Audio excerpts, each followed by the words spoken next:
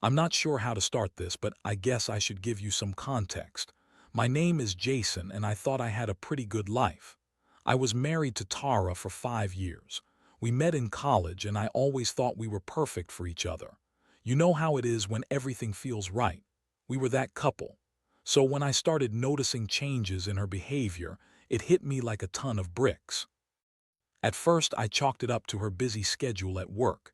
She's an account manager at a big firm, so I figured the stress was getting to her.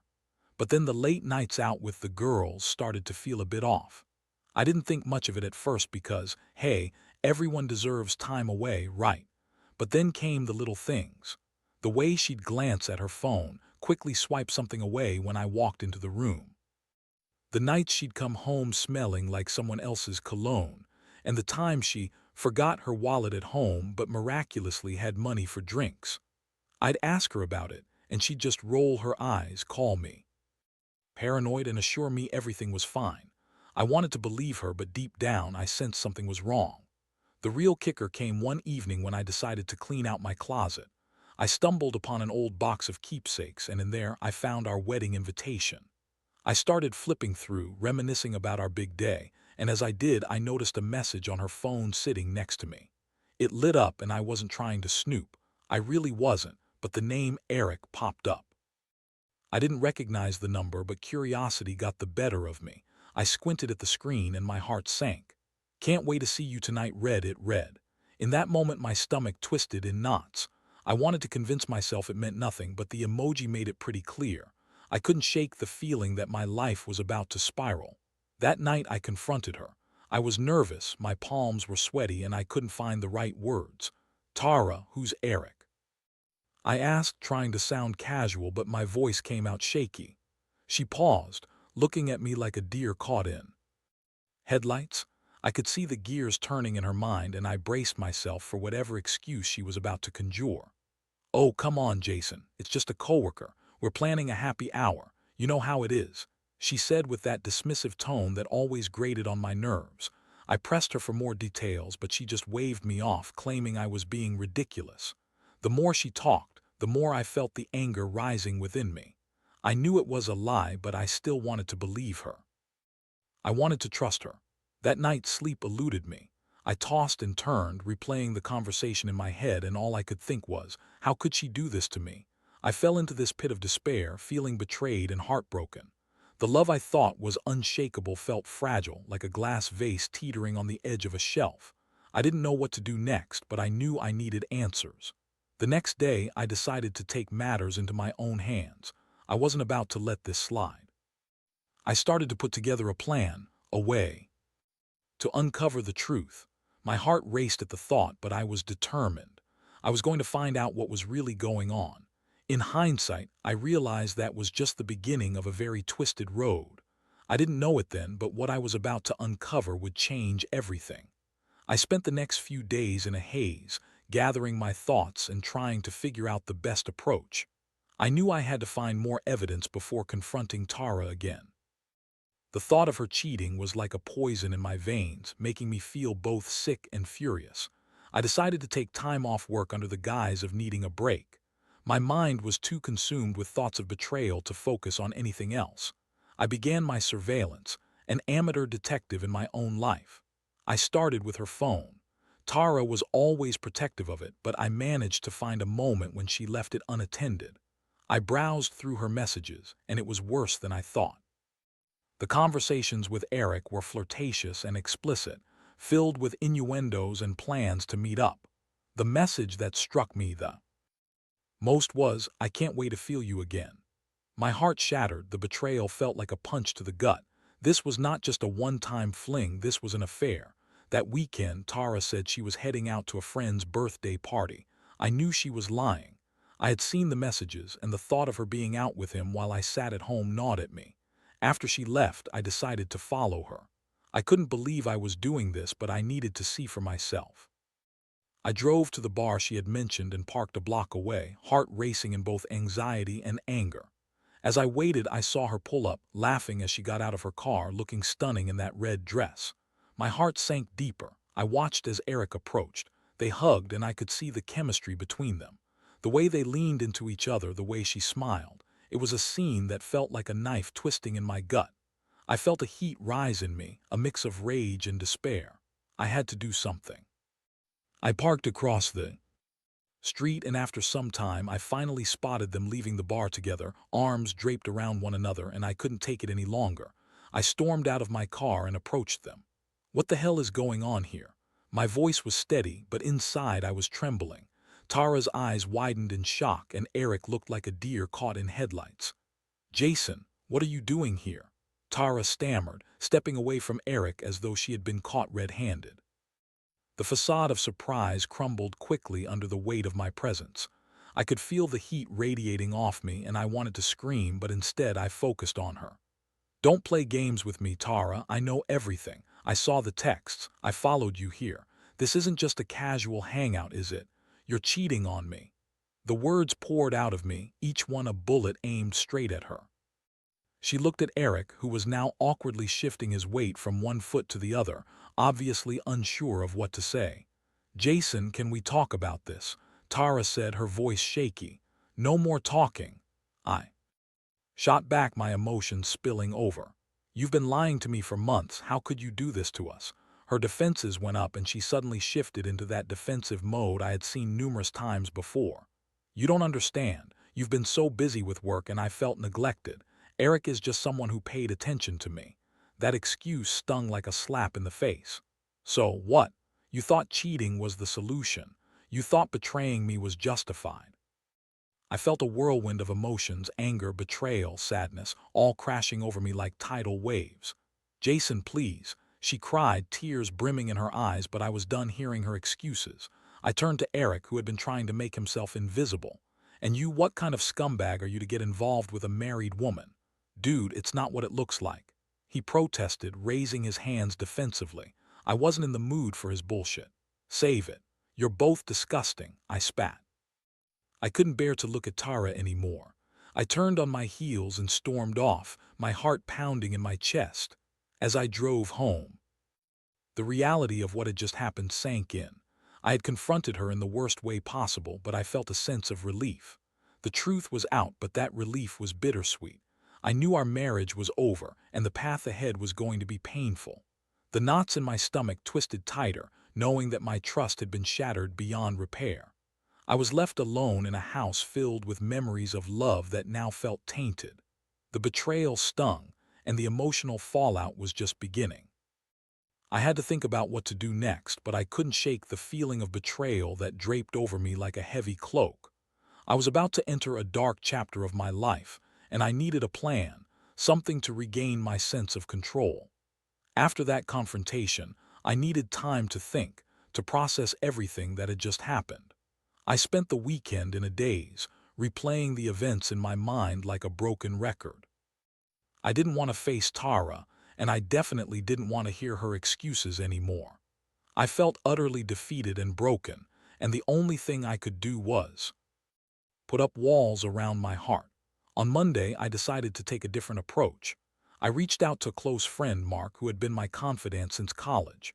We had been through a lot together, and I knew he'd give it to me straight. Over coffee, I spilled everything. The late nights, the changes in Tara's behavior, the messages, the confrontation. I could see the disappointment in his eyes as I recounted my story. "Man, I'm really sorry this is happening to you," he said, shaking his head. "You deserve better than this. Have you thought about what you want to do next?" I hadn't really thought that far ahead. I was still grappling with the disbelief that my wife could betray me like that. "I don't even know," I admitted, my voice thick with emotion. "Part of me wants to just confront her again, but what's the point? She's already shown me who she really is." Mark nodded, leaning forward. "You need to protect yourself, Jason. Cheating is a huge deal. You deserve to know your worth, and if she's not going to respect that, then you need to consider what's best for you moving forward." His words hit me hard. I needed to reclaim my power. I had spent too long being patient, too long trying to fix things that were never really broken until now. I realized that I couldn't keep living in limbo. I needed to be proactive, not reactive. That night I went home, and Tara was there, sitting on the couch looking anxious. I felt my pulse quicken as I walked in. She opened her mouth to speak, but I held up my hand, cutting her off. I don't want to hear any more excuses. I've made my decision. Her eyes widened, and for the first time I saw genuine fear in her expression. What do you mean? Jason, please just listen to me. No, Tara, you've made your choice with Eric, and it's clear to me that you don't want this marriage, I responded, my voice steady. I'm done fighting for something that you've already given up on. I'm filing for divorce. The silence that followed was deafening. Tara stared at me with a mix of shock and anger.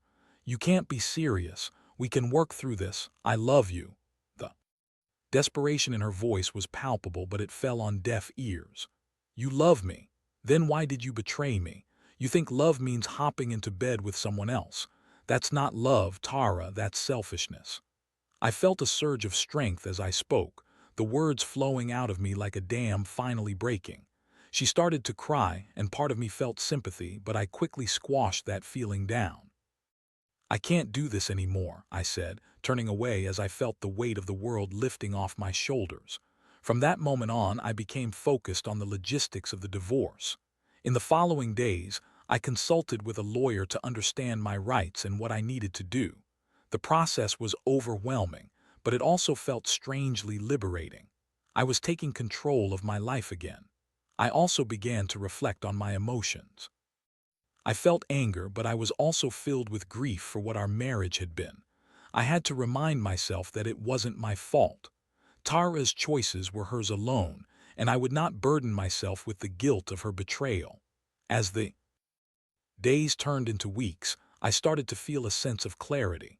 I made a list of things I wanted to achieve post-divorce: reclaim my independence, focus on my career, and even explore new hobbies that I had put aside. I wanted to rediscover who I was without the weight of her betrayal dragging me down.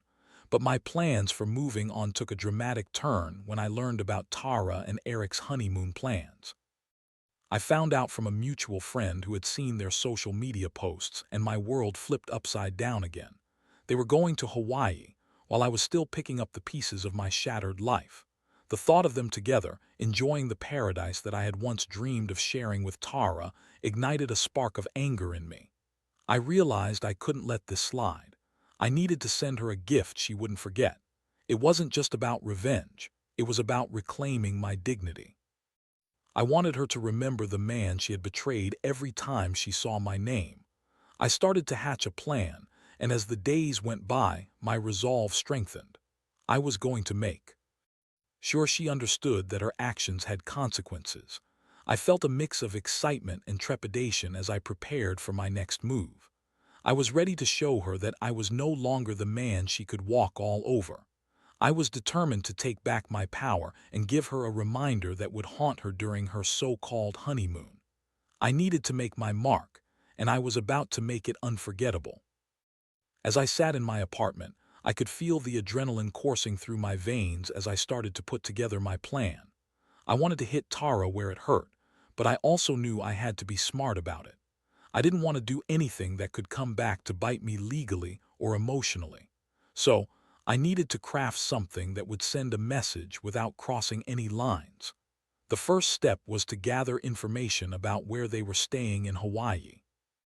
I reached out to my mutual friend Jenna, who had a knack for keeping tabs on everyone.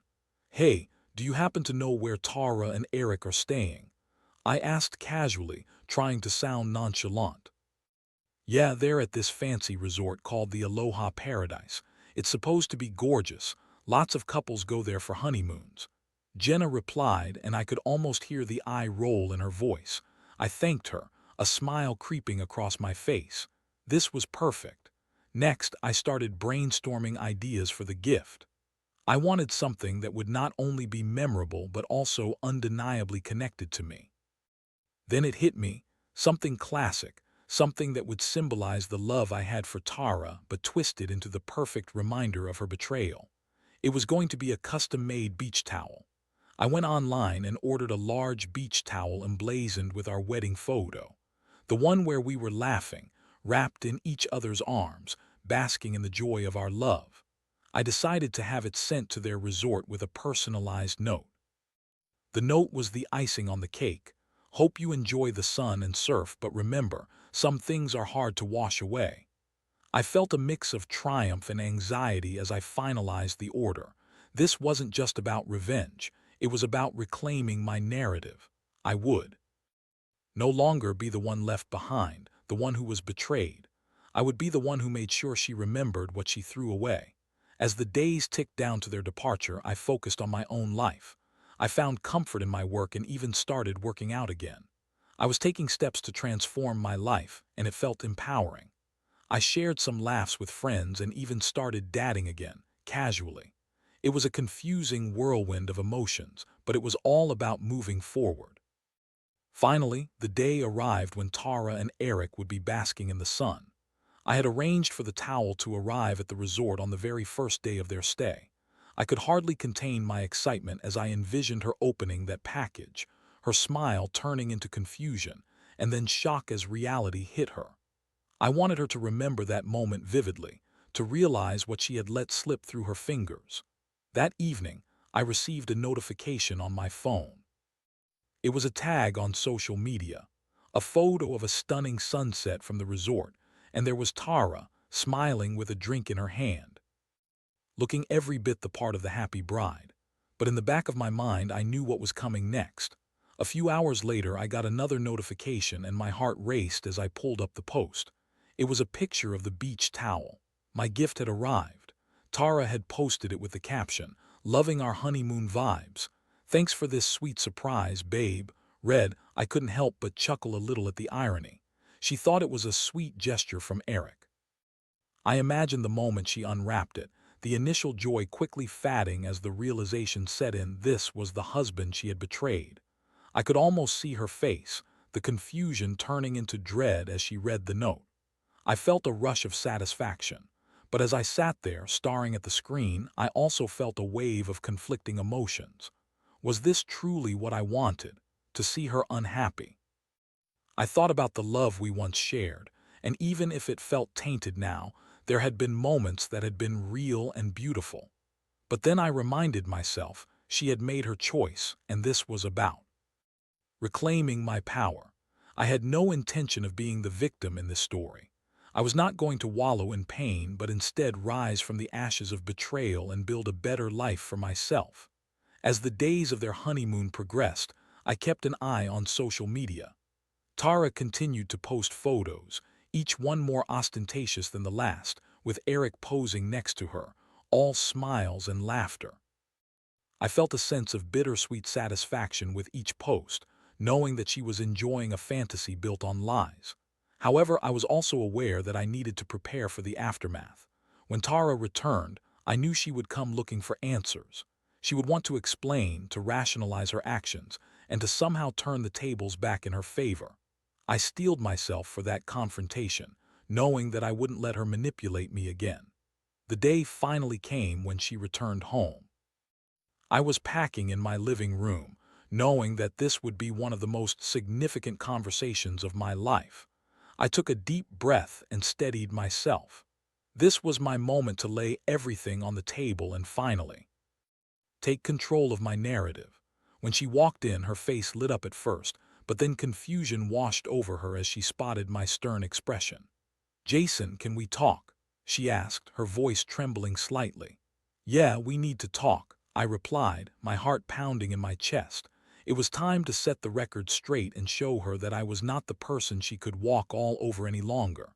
This was the moment I had been preparing for, and I was ready to reclaim my life. Tara stood in the doorway, her expression shifting from confusion to anxiety as I locked eyes with her. I could see the remnants of the honeymoon glow still clinging to her.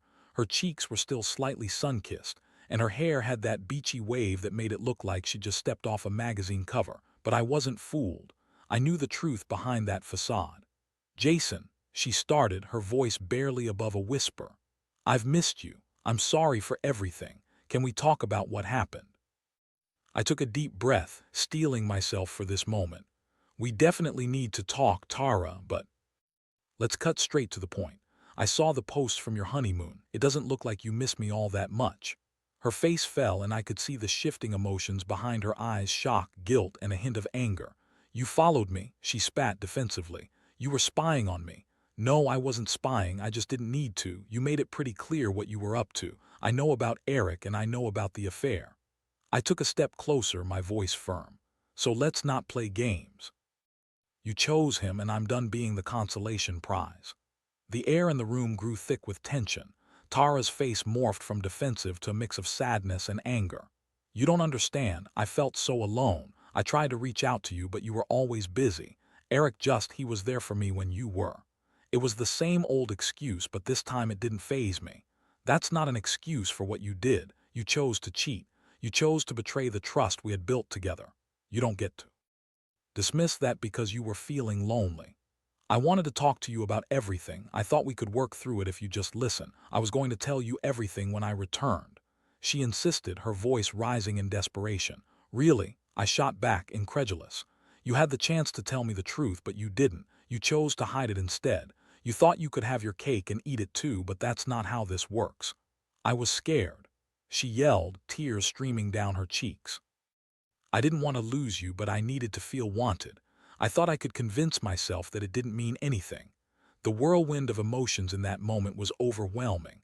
I felt anger boiling over as I watched her break down, but I also felt a twinge of sadness for the woman I had loved. Well, guess what? You've lost me. You threw our relationship away for a fling, and now you want to talk about feelings. It's too late, Tara. The guilt that had been festering inside me began to dissolve, replaced by a profound sense of clarity. I was no longer the victim in this narrative.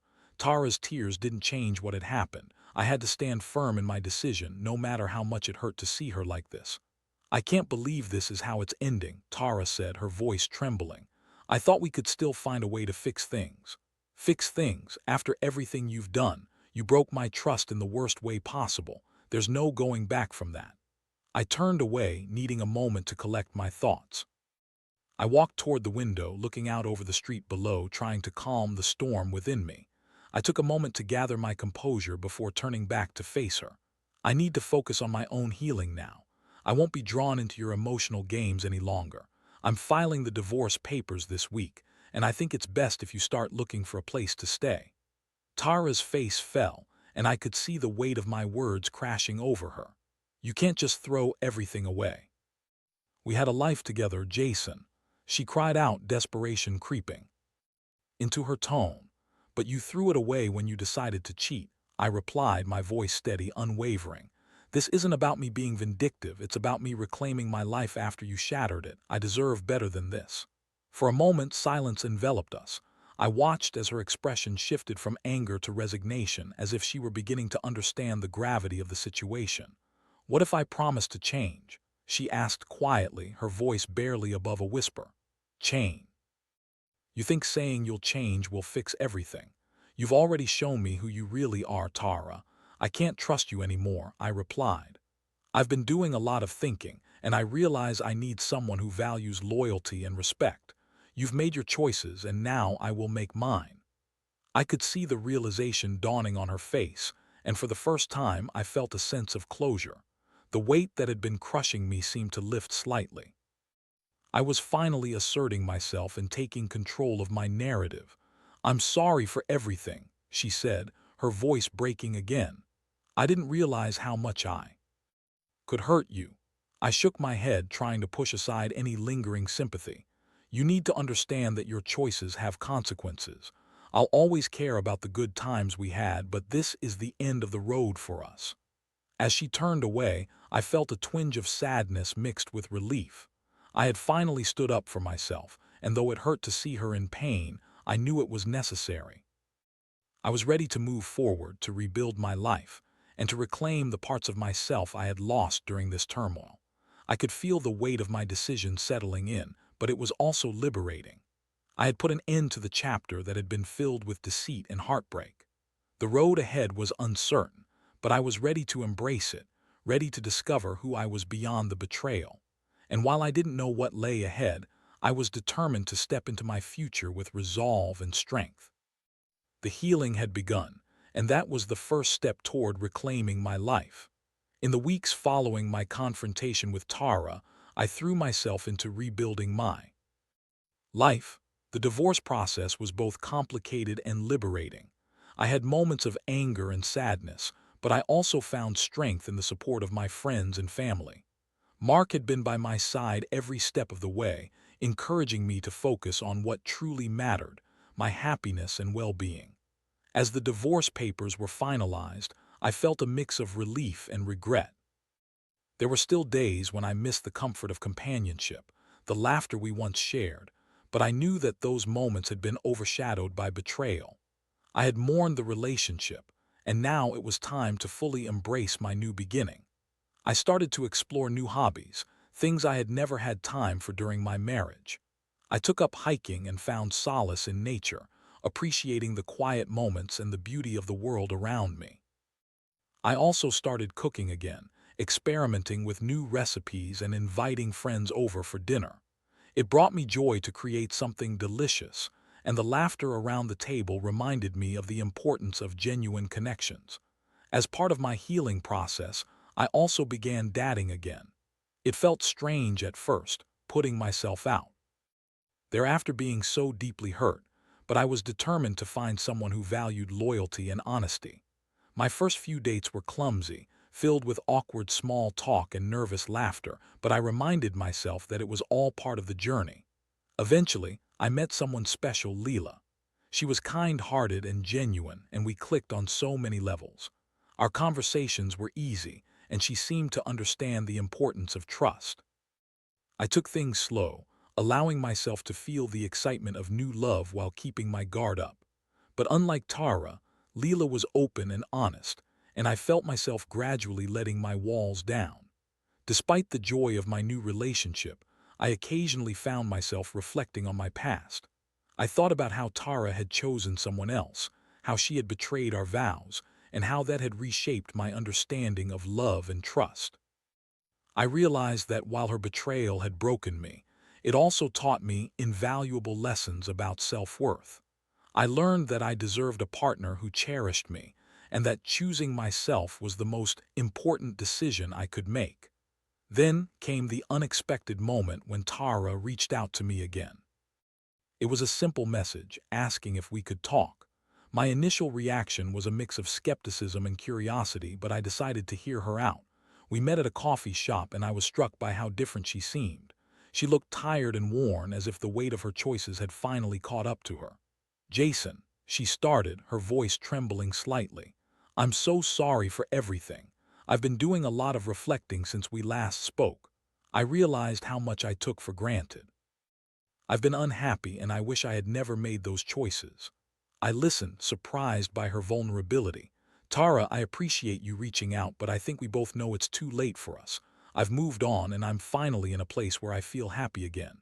Tears welled in her eyes, and I felt a pang of sympathy. "I never wanted to hurt you. I was lost, and instead of talking to you, I made the worst decision possible. I hope you can find it in your heart to forgive me."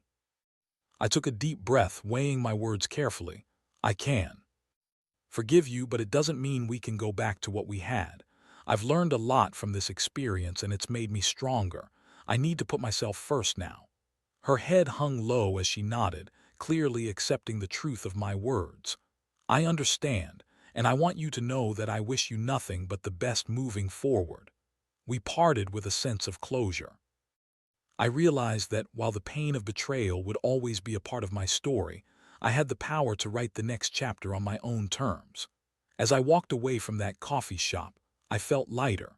I had closed the door on a painful chapter of my life, but I also knew that it had shaped me into the person I was becoming.